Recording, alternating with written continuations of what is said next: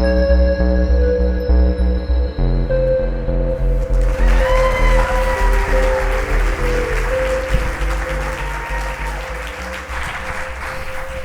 know, I love when I get a chance to be up on a stage like this and give a lecture or a speech or something like that, because I'm reminded of my favorite kind of lecture or speech, and that is the inspirational speech. It's the one that you usually see at a college commencement, maybe a high school graduation, and what it amounts to is one person giving out one piece of advice to a lot of people all at once. It's very efficient, it's very cool, and usually the kind of person that's picked for something like that is a person who has overcome great adversity, great odds, or it's someone who has achieved a certain kind of success, a measure of success that we all like to be able to achieve.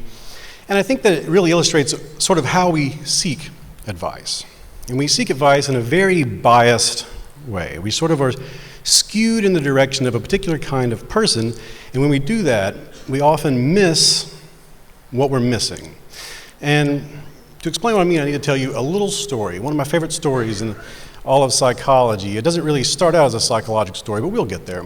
It starts in 1941 in an apartment complex in New York City, overlooking Morningside Heights, and this is what it looks like today, but it hasn't changed very much since then.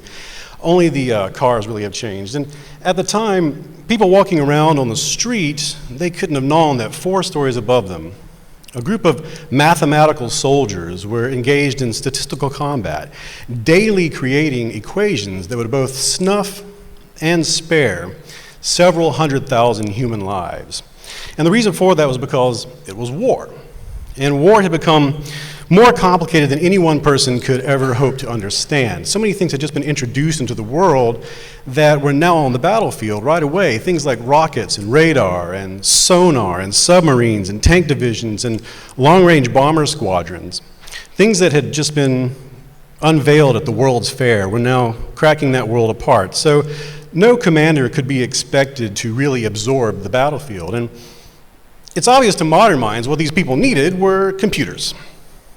But a computer in 1941 was a clunky experiment made out of telephone switches and vacuum tubes, and there weren't very many of them. And you might think, well, they could have used calculators, but a calculator in 1941 was sort of a hybrid mix of a typewriter and a cash register, so that's not going to work either. What is great, though, is that they did have all of the computers they would ever need. It's just that in 1941, the world's most powerful number crunchers ran on toast and coffee.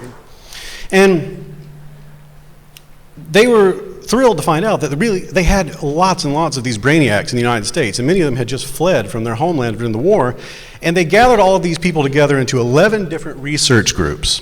And these research groups were sort of turned into meat-based mainframes. And these meat-based mainframes, they each had a different specialty. For instance, this is the Philadelphia computing section. Oops, sorry.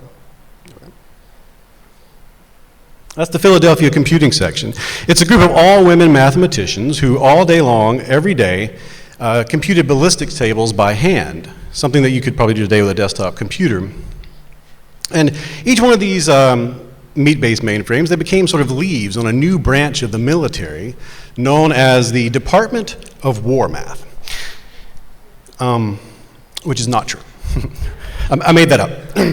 I just think it would be really fun and cool and awesome if they were called the Department of War Math, because they were known by this very unsexy 1940s term, the Applied Mathematics Panel. And the Applied Mathematics Panel's job was to sort of serve as like military-based tech support. So what would happen is that a commander in the field would have this problem, couldn't solve it. They would call up the Applied Mathematics Panel and say, hey, can you get me a scientist who can work this out? And then the scientist would work out something that no one had ever figured out before. And in advancing that field that they worked in, they would later win a Nobel Prize in an effort to advance this combat in a way that would maybe win a war for global control of the planet. So very similar to calling tech support. And the things they worked on, you know about the things they worked on. You've heard of some of these things, code breaking, the atomic bomb, that sort of thing. But one problem they worked on most of all as the war progressed was aircraft survivability. Aircraft survivability is basically trying to make sure that your planes make it home more often than not, and the enemy's planes don't. And this was a really pressing problem as the war went on, because the chances of a single bomber crew member making it from the beginning of the war to the end of the war was, at the height of the war, basically a coin flip. It was 50-50. So if you could improve the odds of these people by just 1%, maybe 2%, then you could really affect the outcome of the war. Now, they went about this problem like they would anything. They sent it to the applied mathematics panel. They found the group that would work on it, and the group that would work on it was the statistical research group, the SRG, and they worked out of that apartment complex in New York City, and they were headed up by Abraham Wald. And he was uniquely suited to this task because Abraham Wald was the greatest statistician of his day, but he had also just escaped the Nazi purge. He was rising to fame in Austria when he escaped. He grew up in Hungary, and his family did not make it, as many of his family members died in concentration camps. So he was eager to turn his integers and exponents into bombs and bullets. And the way that he did that was that he created all sorts of different kinds of analyses and sort of different methods for determining what kind of resistance would a plane get over a certain period of time. And it was really useful stuff that's still being used today. But in part of his analysis, he did something very simple. And he created cards that are actually simpler than what you see right here, and he passed them out to bomber crews. And he asked the bomber crews that as the planes came in for a landing, could you walk out there and mark where they've been damaged, where they've been shot, where they've been hit by flak, that sort of thing. And over time, when you stack up a bunch of those cards, you get sort of a heat map.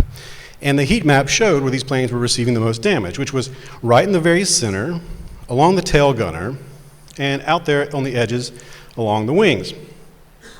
Now, his analysis, was very complicated, but this was very simple, very easy to understand, very actionable.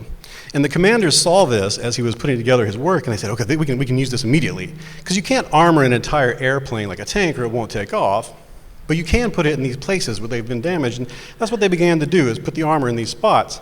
And when Wald heard about this, he said, whoa, stop, that is a huge, stupid mistake.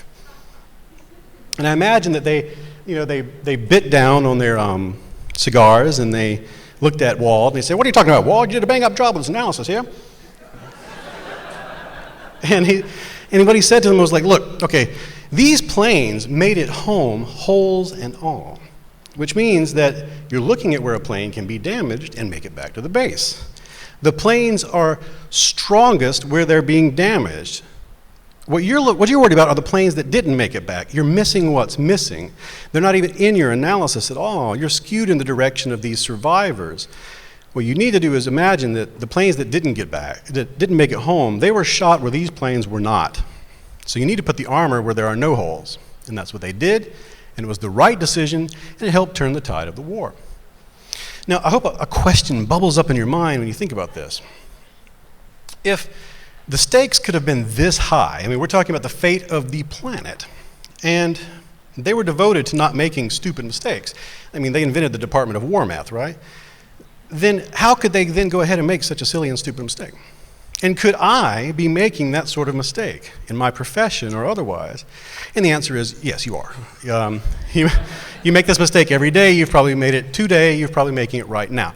And the reason Wald was able to recognize this is because he was trained in statistics and mathematical analysis, and they know all about something called survivorship bias.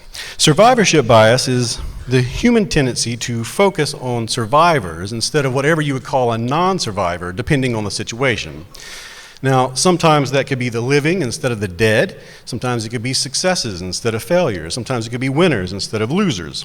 Because in any process that leaves behind non-survivors, those non-survivors are often destroyed or muted or removed from your view. And that means, naturally, of course, if all that's left behind are successes, then that's all you'll pay attention to. You won't even notice the failures. And even though you could learn a great deal from the information that's inside the things that are missing, you may not even realize that there's missing information at all.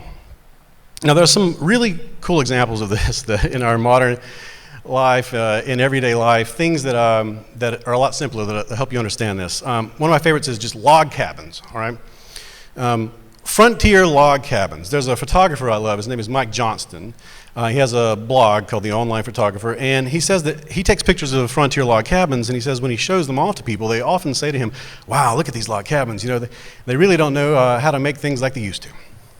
And he says, well, what are you talking about? And I said, well, look, these log cabins, they're made out of wood and mud, and they're still standing for hundreds of years. I mean, we couldn't make something like that with modern materials that we could expect to last that long. And he says, no, you're seeing this all wrong. 99% of all log cabins fell right over. They didn't survive their first bout with harsh weather, or they began to rot right away. I mean, they were made with terrible materials. No, all you can see are the rare few that did survive, and they're misrepresenting the idea of a log cabin to you. You're missing what is missing. Another great example would be the restaurant business. Now, if you live in an area that has a lot of really successful restaurants, and they're making money hand over fist, you might be sitting there eating one day and go, I should get into the restaurant business. It looks like you really can make a lot of money. I mean, look at this. I don't see a single restaurant in this area that's not making a lot of money. And there's the problem. You're being hit by survivorship bias again. Because if you see a cluster of super successes, that is evidence for a business you should avoid. Because they must be super successful to survive in their hostile environment. Most restaurants fail after about 3 years, statistically speaking. So when they fail, they are removed from your view. They go away. And all that's left behind are the super successes that skew your information in the direction of survivors. These super successful restaurants misrepresent the restaurant business as a whole. So there's another great example of all this. Oh, yes, I remember. Nassim Taleb has a great quote about restaurants. It's, the cemetery of failed restaurants is very silent. So my favorite example, though, has got to be Brad Pitt. So let's all think about Brad Pitt for a second. Envision Brad Pitt in your mind. Now, Brad Pitt is he's a super successful person. I think all of us have a sort of a Brad Pitt in our profession, someone that we all know about, someone that we're all aware of. They're an example of a super successful person who's achieved a great deal, who's very driven, very skilled, and we all know about them because of this. And this is the sort of person that we seek. So this is a person that we want to get advice from. This is the kind of person we want to sit down and have an interview with. And we want to gain from them. We want to pick out of their lives, see what their decisions were, and sort of see if we can gain a measure of success like them, see what their secrets are. But there's a real problem here. As Google engineer Barnaby James says, skill will allow you to place more bets on the table, but it's not a guarantee of success. Because I want you to imagine that the week that Brad Pitt came to Hollywood, thousands of other actors came to Hollywood that same week who were just as attractive, maybe more attractive, just as skilled, maybe more skilled, just as driven, maybe even more driven. But for some variable that they don't even understand themselves, something something they could not have anticipated really, they had to move back home, and they will never be asked to go inside the actor's studio. They will never be asked for advice on how not to fail, but that is a giant bank of information about how not to fail because they know. Brad Pitt can't give you advice on how not to fail because all of his decisions worked out for him. So, as Google engineer Barnaby James adds, beware advice from the successful. See, when you look at all of these magazines that we love to read about successful people that are detailing the stories of their lives, or you look at books that detail the biographies of a business that has survived a hostile work environment, and these people look back and they tell you about the decisions that they made that led to where they are, you must be careful because they're looking backwards with the clarity of hindsight. And there's a great psychologist, his name is Daniel Kahneman, and he writes about this and he advises us to be very careful that when we think about following in the footsteps of these iconic businesses that have these sort of fairy tale existences in our culture, if you're thinking about following the steps of one of these businesses and sort of going one by one through their decisions and mimicking them, he suggests that what you do is at first you go into their history and look at a point when they were just when they were just getting by, and see if anyone in that company could anticipate what was going to happen after they made this big decision that we now herald. Did they know how the company would unfold based off of what they were about to do? And he says that you will never see this. It never happens. Because what happens is when these people tell their stories, when they go back and tell their biographies, they're seeing in the moment certainty when at the time there was really only chaos. So the great lesson from survivorship bias is that the advice business is a monopoly run by survivors. That means that they can't tell you what you ought not to do, what you shouldn't do. They don't really even know themselves most of the time, even though it may feel that way. So if you base all of your knowledge about how to do things off of the super successful, or you pore over books that detail the histories of companies that shook the planet, your knowledge of the world will be extremely biased and enormously incomplete because you're not learning about the failures. And you should really pay attention to the failures. Seek them out. See if you can find them. Listen to what they have to say. Because people who have failed are rarely offered money to give advice on how not to fail. They're rarely given the opportunity to speak at a commencement or a high school graduation. And when their knowledge of the world is lost, they become like those bombers that never made it home. Now, one last thing before I leave you, and that is when I first heard about the story of the bombers, I thought that when I would research it and find the true story of the bombers and go through all of the information these people left behind, that it would be everywhere, but it's not. In fact, they only started talking about it, these mathematicians and scientists, in the 80s, and it surfaced just as anecdotes when they were trying to put together an award ceremony posthumously for Abraham Wald. And I think about how interesting and fascinating that story is and how we can learn from it. It's very juicy. And we almost lost it to history, which means there are probably so many stories that we could have learned from these numerical soldiers that we'll never know about because they didn't make their way out of the war. They didn't survive. They didn't get into a book or a journal or a magazine. And that's probably true of so many things from the past that are important. The past reaches us through a million filters, and a great deal is never recorded or is tossed aside by the person holding those filters because they believe that there is something that's more interesting or more beautiful or more audacious. All we can ever know about the people who built the world in which we now live, all we can ever learn from history reaches us through stories that, for whatever reason, survived. Thanks.